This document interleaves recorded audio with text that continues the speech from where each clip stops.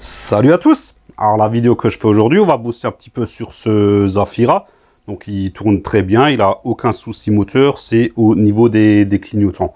En fait, la manette de clignotant, elle est clairement fusillée, pour preuve qu'elle sert régulièrement. Donc petite parenthèse, hein, pensez à mettre les clignotants partout, voilà.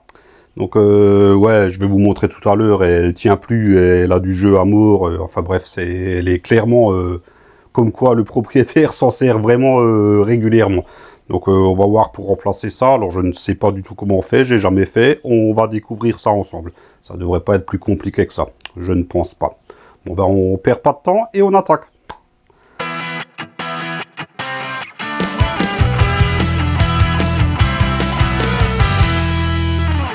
Allez hop, donc voilà comment ça se présente. Donc la manette est juste ici.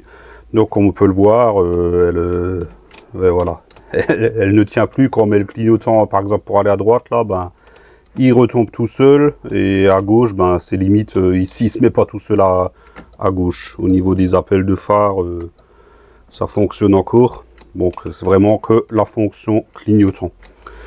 Voilà. Pour enlever ça, j'espère qu'il faudra pas enlever le vélo, le volant. Dans quel cas il faudrait démonter l'airbag.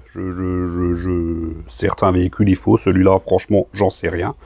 On va découvrir ça ensemble. Donc dans tous les cas, il faut déjà commencer par enlever les caches de la colonne de direction. Donc là j'ai de la chance puisque j'ai dû tourner légèrement les roues en passant sur le pont. Et du coup ben j'ai vu qu'il y avait une vis ici. Donc une vis qui n'est pas visible quand le volant est droit, vous voyez. Pour vraiment tourner le volant pour que la vis soit visible. Donc il y en a une là, je suppose qu'il y en a une de l'autre côté.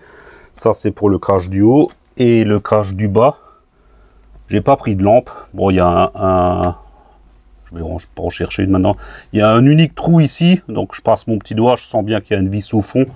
Il n'y a rien d'autre, donc je pense qu'il n'y a qu'une seule vis ici. Donc là, je vais chercher... déjà une lampe pour moi, pour regarder ce qu'il me faut, si c'est du torque ou du cruciforme ou du je sais pas quoi. Je vais chercher un petit peu d'outillage et puis on va déjà commencer par retirer ces deux caches. Bon allez hop, on va déjà commencer par retirer le cache du haut, puisque en fait le commodo il est fixé, le trou il est que dans le cache du haut, il n'est pas dans celui du bas. Donc avec un peu de chance, on n'aura même pas besoin d'enlever celui du bas. Avec pas de chance, il faudra enlever celui du bas. Et le volant en plus, j'en sais rien encore. Donc là j'en ai enlevé une, je mets en route, je tourne le volant et on enlève l'autre. Voilà, donc là on est de l'autre côté, je retire la deuxième vis, hop, pour l'instant rien de bien compliqué. Et là je vais remettre le volant droit, je vous repositionne de l'autre côté parce que ça sera plus facile. Et puis on va voir pour enlever ce premier cache. Logiquement il devrait ouais voilà, il se lève déjà là. Donc je mets tout en place et je vous reprends. Voilà, bon, c'est pas facile de filmer dans ces conditions puisque vous êtes sur le trépied et moi du coup je peux plus rentrer dans l'habitacle. Mais allez hop, comment ça sort ça? À quoi est-ce que tu as accroché encore?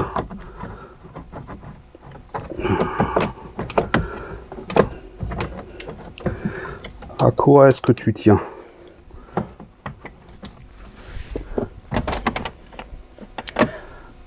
Ah!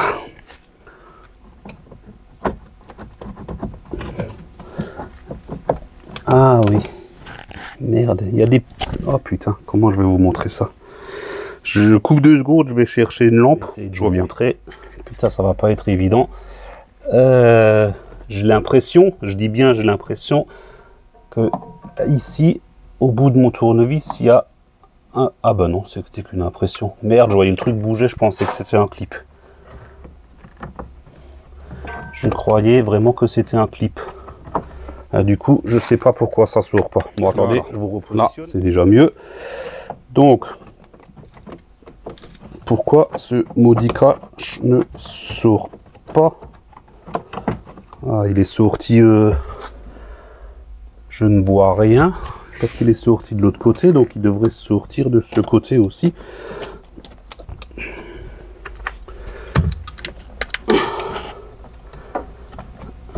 Je ne sais pas pourquoi il ne sort pas.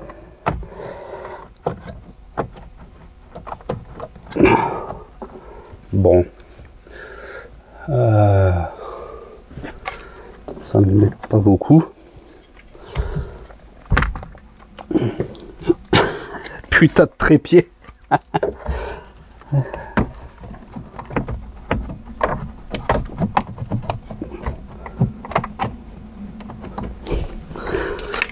Ça devrait sortir, ça devrait.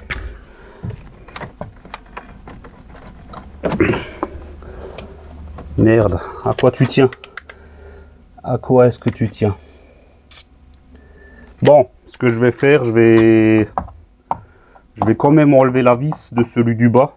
Peut-être qu'ils sont accrochés ou clippés ensemble les deux là, je ne sais pas. J'ai regardé tout à l'heure, c'est du Torx, donc je cherche un tournevis Torx et je voilà. Donc tout là en bas dans le trou, comme je vous l'ai montré tout à l'heure, c'est du Torx mat.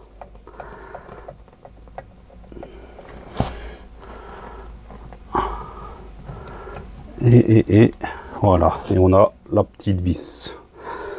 Hop, je mets ça de côté. Donc lui maintenant du coup, bah il ne bouge pas d'un iota. Pourquoi ça bouge pas?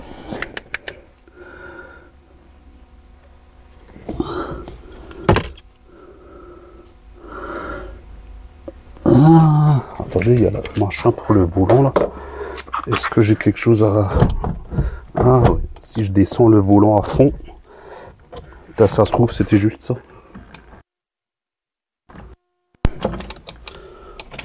Ben voilà, putain.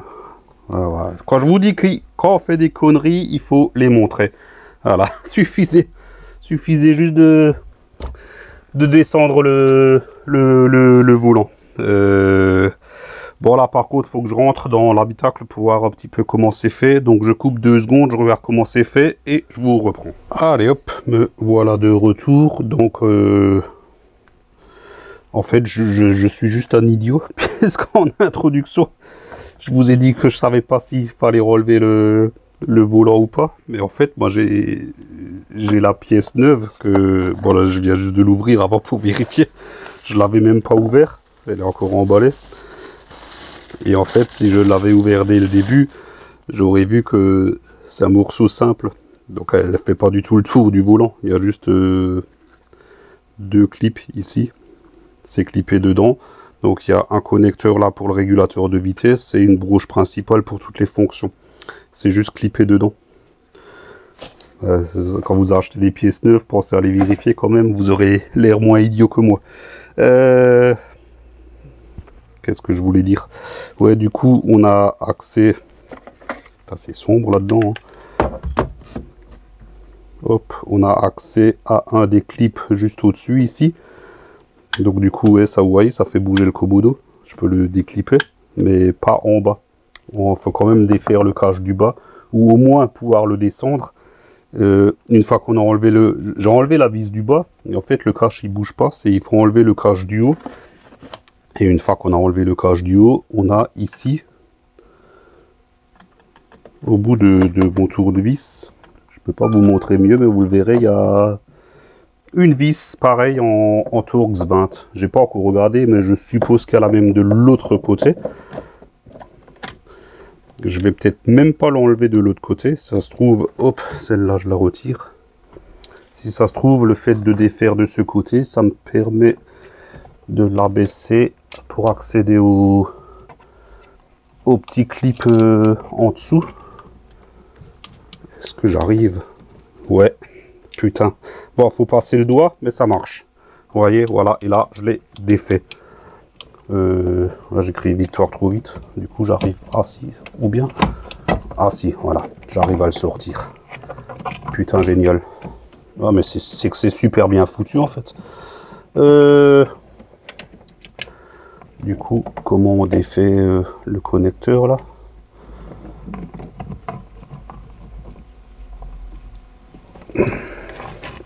Ah, il y a des petites languettes ici. Petit tournevis quelque part là. Hop, là, une là qu'il faut, je pense, juste lever avec un. C'est bien ça, hein. Ouais, je dis pas de conneries. Comment c'est le nouveau? Ouais, c'est ça, ouais. Donc les petites languettes ici qu'il faut lever, une là. Je suppose pareil de l'autre côté. J'ai pas de mousse sur le câble du régulateur de vitesse en fait. Ouais, pareil de l'autre côté. Voilà. Je vais déjà défaire celui-là. On arrive à le lever avec l'ongle, voilà. Et là, c'est défait. Donc le gros connecteur est défait. Je vais le monter là-haut. Et maintenant, il me reste celui du régulateur. Putain, ils auraient pu mettre du mou dessus. Le mieux, c'est de prendre le nouveau et de regarder comment c'est fait. Donc c'est un simple connecteur. Il doit y avoir un truc à appuyer, je pense. Ah putain.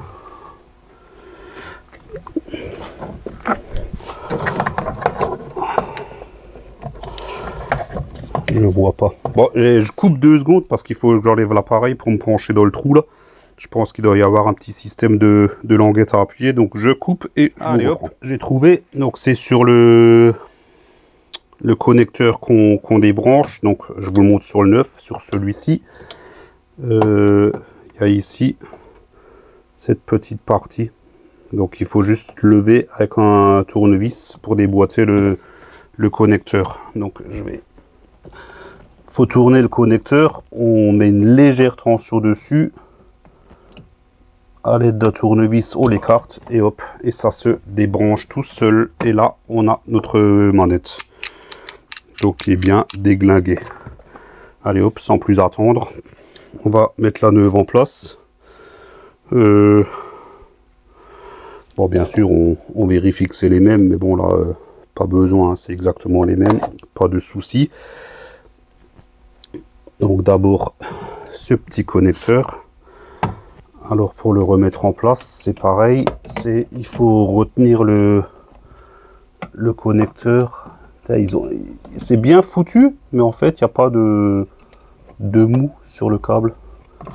Donc il faut essayer de l'enquiller dedans, au moins le début. Voilà, et ensuite retenir par en dessous avec le tournevis et le clipper. Et là, il est accroché. Parfait. Allez hop. Donc, comment c'était? On le redescend par là. Putain, et les acrobaties qu'on est obligé de faire pour filmer, c'est quand même incroyable. On prend le gros connecteur. Pareil, hein, juste à rebrancher. Voilà, il y va très bien. Et on reclipe ça. C'était galère à sortir. Mais bon, c'est sorti, donc forcément, ça doit rentrer. Ah voilà, c'est bon. Et... Ah non, ouais, il y a une rainure là. Putain. Hop, juste là. Il y a une petite rainure. Ah, et sur le commodo, il y a de languettes, donc ça doit se glisser dedans. Je suppose qu'en dessous, ça doit être pareil. J'essaye de voir. Mais bon, on va essayer de faire ça bien. Donc je le tire, je le plaque entièrement contre. Voilà. Et là, je le glisse dedans. Voilà. Parfait. Ah, c'est déjà mieux. Impeccable. Bon, avant de tout remonter, on vérifie quand même que ça fonctionne. Les clés, elles sont là.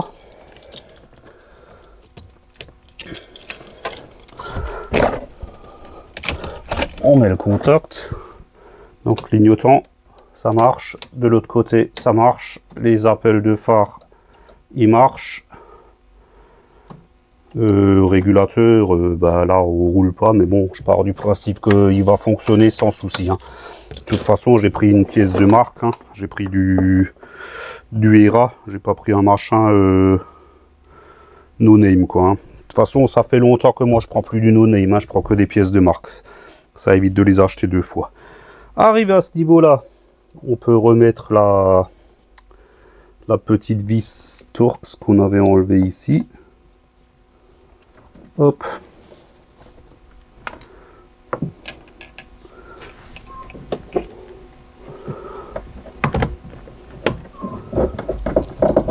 Voilà. Parfait. Et maintenant, ce qui va être le plus rock'n'roll, c'est de, de remettre le cache. Parce qu'il faut mettre le petit soufflet là. Comment c'est? Il doit être à l'intérieur, à l'extérieur du cache. Il est déglingué sur le vieux, donc je sais même pas comment c'était. Bon, on verra, hein, on va le laisser à l'extérieur. Ou au moins, non, je pense le premier cran à l'intérieur. Ouais, ça doit être ça, forcément. Le premier cran à l'intérieur. Donc, grosso modo, comme ça. Donc là, c'est pareil. Je vais vous reculer un petit peu, puisqu'il faut que je m'assoie au volant pour essayer. Oh, quoique, est-ce que je peux essayer comme ça? Ça me paraît pas évident, mais bon. Il est sorti, il devrait bien rentrer de nouveau.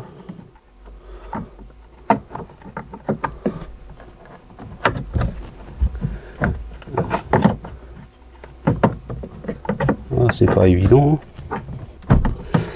C'est pas évident. Ah voilà, comme ça.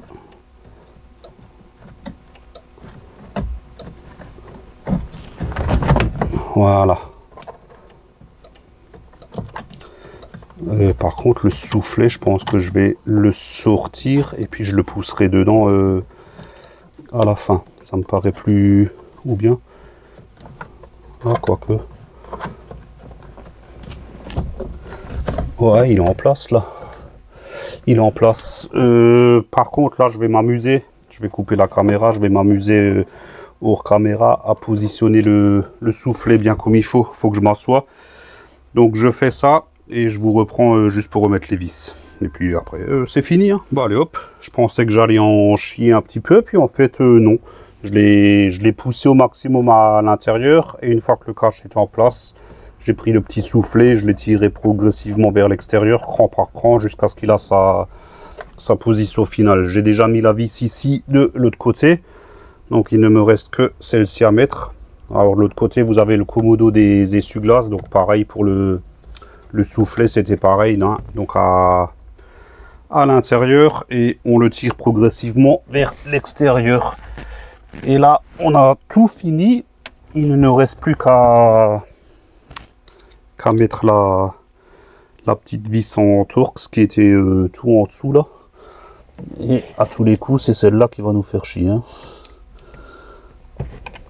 Ouais, vous savez quoi?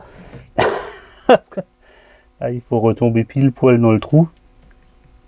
Heureusement que c'est du Torx, au moins on peut la mettre debout sur le tournevis. Je vais vous épargner cette attente, je vais remettre cette vis, ça sera fini et on se retrouve pour le débriefing. Bon bah ça y est, notre commodo de clignotant est remplacé. Donc j'ai fini par mettre la petite vis, donc au final elle est bien rentrée dans le trou. Il suffit juste de se pencher en dessous, d'essayer de voir pour bien viser le trou, et puis elle y allait quasiment du premier coup, donc pas de souci de ce côté là. Donc est-ce qu'on peut dire que ça s'est vraiment très bien passé? Franchement c'est bien conçu, il n'y a pas besoin d'enlever le volant. Par contre, faites pas la même connerie que moi, hein. Pensez à bien déverrouiller la colonne de direction et à baisser le volant au maximum pour enlever le cache supérieur. Comme vous avez pu le voir, le cache d'en dessous, pas besoin de l'enlever, juste défaire la vis centrale et la vis du côté. Celle de l'autre côté, donc côté commodo essuie-glace, je ne l'ai pas enlevé. J'ai même pas retiré le cache et ça va très bien.